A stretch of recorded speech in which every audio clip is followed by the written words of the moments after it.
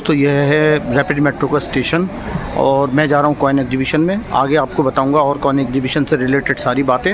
और ये ले ली हमने अपनी टिकट और ये हो गया एंट्री गेट। दोस्तों मैं आ गया हूँ रैपिड मेट्रो के स्टेशन पे जो आनंद विहार के बिल्कुल नज़दीक है। आप जब दिल्ली मेट्रो से निकलेंगे तो वो कनेक्टेड है और आप वहाँ से आकर के काउंटर से टिकट ले सकते हैं। दिल्ली मेट्रो की जो कार्ड है उसमें नहीं चलेगी। जैसा कि आप देख रहे हैं मैं रैपिड मेट्रो के लिए वेट कर रहा हूँ और ये रैपिड मेट्रो आ चुकी है। मैं जा रहा हूँ मेरठ कॉइन एग्जीबिशन के लिए। जैसा कि मैंने अपने वीडियोज़ में आपको बताया था, मैं अपने वीडियो के जरिए आपको बताऊँगा एग्जीबिशन में किस तरह की एग्जीबिशन लगी है, क्या उसकी जानकारी है। दोस्तों देखिए मैं आ गया हूँ रैपिड मेट्रो में और आपको दिखा रहा हूँ किस तरह से है रैपिड मेट्रो।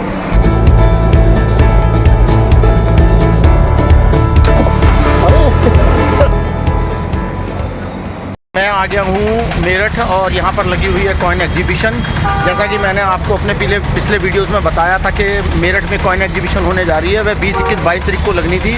मैं 20, 21 को नहीं आया। आज है 22 तारीख रविवार और मैं आया हूँ मेरठ में इस कॉइन एग्जीबिशन में जिसका नाम है मेरठ मुद्रा महोत्सव। और दोस्तों इस एग्जीबिशन में हम जानेंगे कि किस तरह से यहाँ पर सिक्के खरीद और बेचे जाते हैं। और अक्सर आप देखेंगे तो एग्जीबिशन जहाँ लगी होती है उसके बाहर भी आपको कई कॉइन कलेक्टर मिल जाएंगे जो अपने सिक्के बेचते हैं। यहाँ थोड़े से बाहर है, बाकी अंदर चल के देखते हैं क्योंकि यहाँ बैठने की जगह थोड़ा कम है। नहीं तो आप दिल्ली में जब भी कभी एग्जीबिशन लगती है तो बाहर आपको दिख जाएंगे कि बाहर वो खूब सारे जो है लोकल कॉइन जो कलेक्टर्स होते हैं वो बैठे हुए होते हैं। दोस्तों ये है, मैं दिखाता हूँ आपको, यह है जगदीश मंडप और यहाँ पर लग रही है कॉइन एग्जीबिशन मेरठ मुद्रा महोत्सव और ये लगी है जगदीश मंडप में।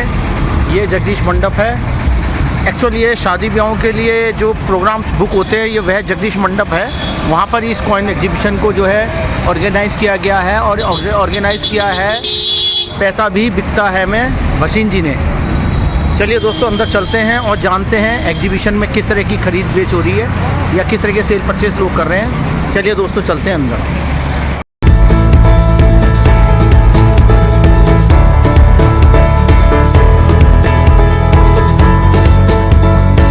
अगर आप एग्जीबिशन में बाहर की तरफ देखेंगे तो आपको यह लोकल लोग भी दिख जाएंगे जो अपने कॉइन्स या नोट्स वगैरह बेचने लगे हुए हैं क्योंकि अंदर तो रेट्स अलग होते हैं कुछ और अंदर आप किसी के काउंटर पे अपने सिक्कों को बेच भी नहीं सकते, दिखा भी नहीं सकते। इसलिए यह लोग पार्क में बैठ करके अपने सिक्कों को एग्जीबिशन टाइप दिखा भी रहे हैं और सेल परचेज चल रही है।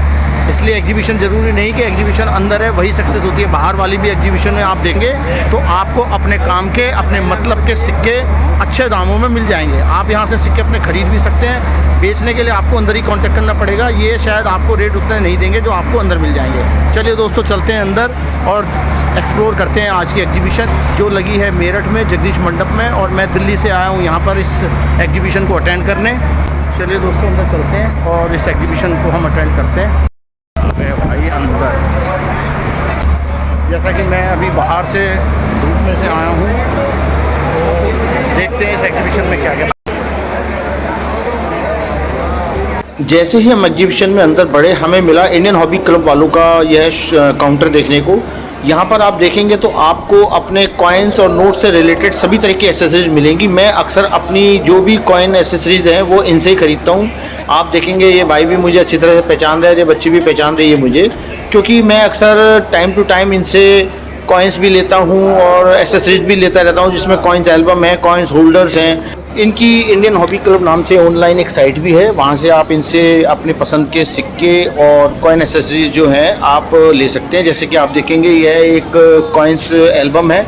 यह कॉइन्स को जो साफ़ करने का थोड़ा सा एक पाउडर होता है, मैं इसमें ज़्यादा विश्वास नहीं रखता हूँ लेकिन फिर भी अगर आप चाहें तो ले सकते हैं। ये बुक्स अभी जो 2025 की नई आई है जिसमें आपको सभी कॉइन्स के रेट्स और सारी डिटेल्स आपको देखने को मिलेगी। चाहे इसमें 1 रुपये का नोट, ये असल में नोट्स की और कॉइन्स की एल्बम रेट्स की अलग अलग होती है। यह नोट्स की एल्बम है जिसमें आपको सभी तरह के नोट्स के और सभी तरह के रेट, रेयर, स्केयर सभी मिलेंगे आपको। ये दोस्तों कपिल गुप्ता जी से थोड़ी बात करते हैं। नमस्कार दोस्तों यहाँ कॉइन्स की एग्जीबिशन चल रही है और बहुत अच्छी एग्जीबिशन है। तो हमारे मित्र हैं सुदर्शन जी, ये सिक्कों के बारे में भी जानकारी बताते हैं, बहुत अच्छी जानकारी दे रहे हैं। मैंने इनकी काफ़ी वीडियो देखी है, इसका चैनल भी सब्सक्राइब करा है।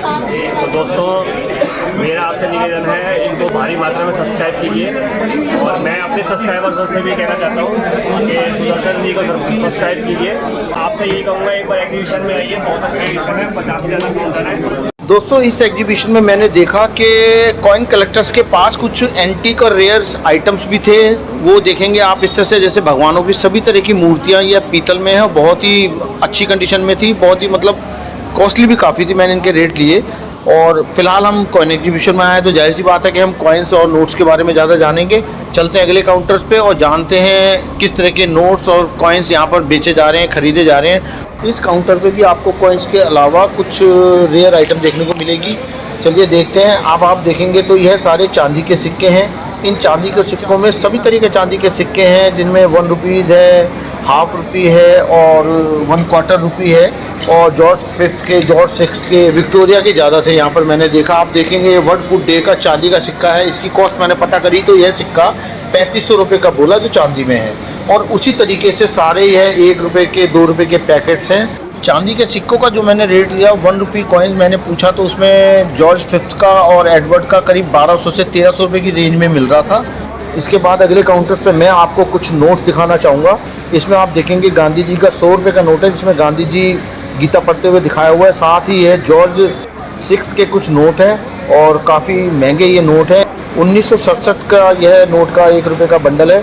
और साथ ही आप देखेंगे मनमोहन सिंह जी का पैकेट है। ये 10 रुपये का यह नोट का पैकेट करीब 19,000 रुपये का है। वोट वाले नोट के पहले का ये नोट है।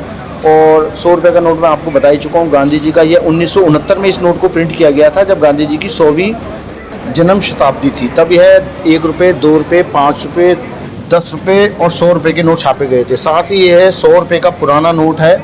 इसकी वैल्यू कंडीशन के हिसाब से अलग अलग। कम से कम नोट, सबसे सस्ता जो नोट है वो 25,000 का है। दोस्तों ये सारे ही नोट ग्रेडिंग करे हुए होते हैं और इनकी जो वैल्यू होती है काफ़ी ज़्यादा होती है।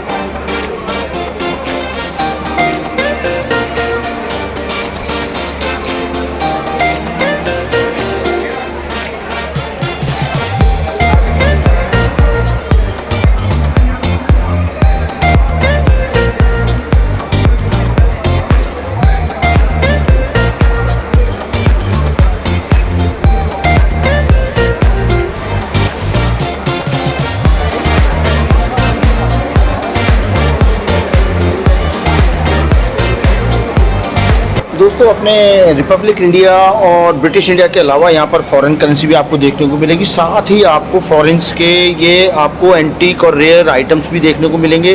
कितनी अच्छी सी जो है ये पिक्चर्स हैं या कितनी अच्छी सी ये एंटीक आइटम्स हैं। और साथ ही और भी मैंने 1-2 एंटीक काउंटर देखे।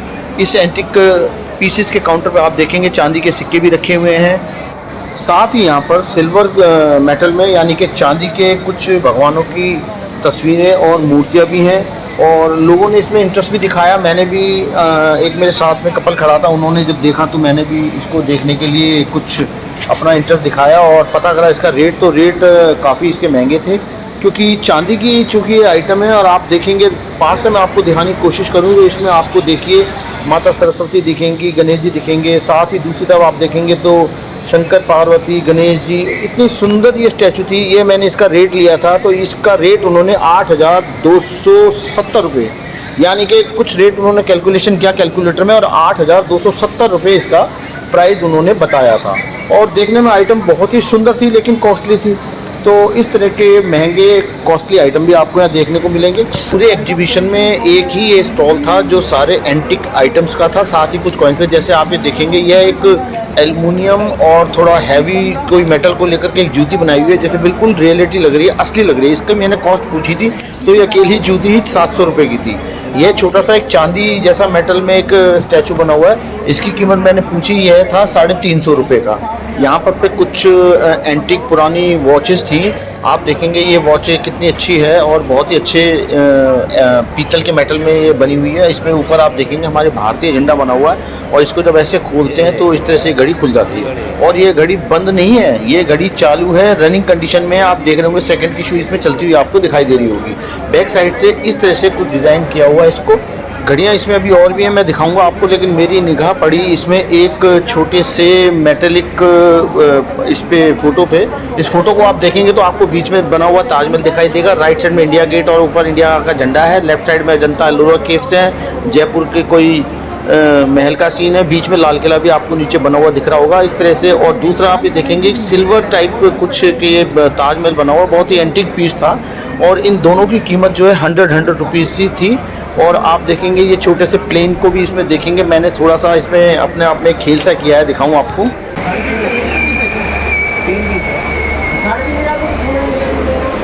देखिए एक वॉच और आपको मैं दिखाऊं। यह वॉच पे आप देखेंगे बहुत अच्छे सुंदर डिज़ाइन की बाइक बनी हुई है, साथ ही नीचे लद्दाख लिखा हुआ है। बैक साइड से इसका भी कुछ जो डिज़ाइन है पहली वाली घड़ी की तरह है। और वह घड़ी तो सिंपली वैसे खुल जाती थी, लेकिन इस घड़ी को खोलने के लिए इसके ऊपर ये नॉब बनी है। इसको आप जब दबाएंगे तब यह ऊपर से दबाने के बाद इसका यह लॉक खुलेगा। ये देखिए ये घड़ी भी रनिंग कंडीशन में है, स्टॉपर नहीं है, मतलब रनिंग कंडीशन की घड़ी है। इस घड़ी की कीमत थी 750 रुपये। लोग बाग लेने वाले भी बहुत थे, कोई इसके 500 बोल रहा था, कोई 400 भी बोल रहा था, लेकिन जो शॉपकीपर था उसने 700 रुपये से एक पैसा भी कम नहीं किया। और बाकी और भी चीज़ें एंटीक आइटम्स थी। एक्चुअल कॉइन एग्जीबिशन जब होती है तो उसमें अलग तरह के स्टॉल भी लगते हैं, जिसमें एंटीक आइटम्स के होते हैं और कई चीज़ें होती हैं, स्टैम्प्स के होते हैं, फैंसी और महंगी घड़ियों के भी स्टॉल होते हैं। आपको अलग अलग महंगे परफ्यूम्स भी इस तरह की कॉइन एग्जीबिशन में देखने को मिलेंगे। बाकी आप देखेंगे तो सिक्कों को बड़े ही रफ तरीके से इसने फैला रखा था। तो इस तरीके से जो है आपको कॉइन एग्जीबिशन में इस तरह की चीज़ें अक्सर देखने को मिलेंगी। अब इस भाई ने देखिए आप कुछ कॉइन्स भी रखे हुए थे, लेकिन वो कबाड़े की तरह रखे हुए हैं, कोई इसमें क्लैरिटी नहीं है, कोई इसमें फिनिशिंग नहीं है। आप ये देखिए कंपास है, इस तरह की आइटम्स अच्छी हैं। ये कंपास को आप देखेंगे तो यह लंदन का कंपास है और प्योर पीतल में था। मैंने इसे खोल के भी देखा तो अच्छा कंपास था, लेकिन जिसको इसकी कदर होगी या जिसको ज़रूरत होगी वही इस चीज़ को खरीदेगा। बाकी अमूमन तो लोग देखते हैं और अगले स्टॉल की तरफ बढ़ जाते हैं।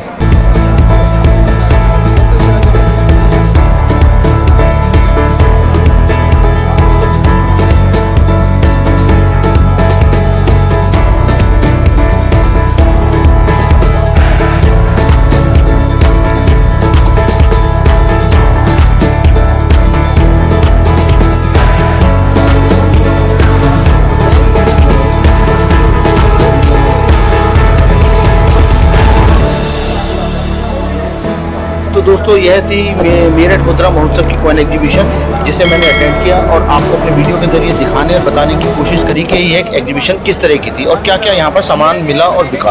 दोस्तों अगर आपको वीडियो पसंद आया हो तो मेरे वीडियो को लाइक करें, कमेंट करें, शेयर करें। जो दर्शक पहली बार जुड़े हैं वह मेरे चैनल को कर ले सब्सक्राइब, ताकि आगे भी मैं इस तरह की वीडियो आप तक पहुँचाता रहूँ। अपना ख्याल रखिए, नमस्कार।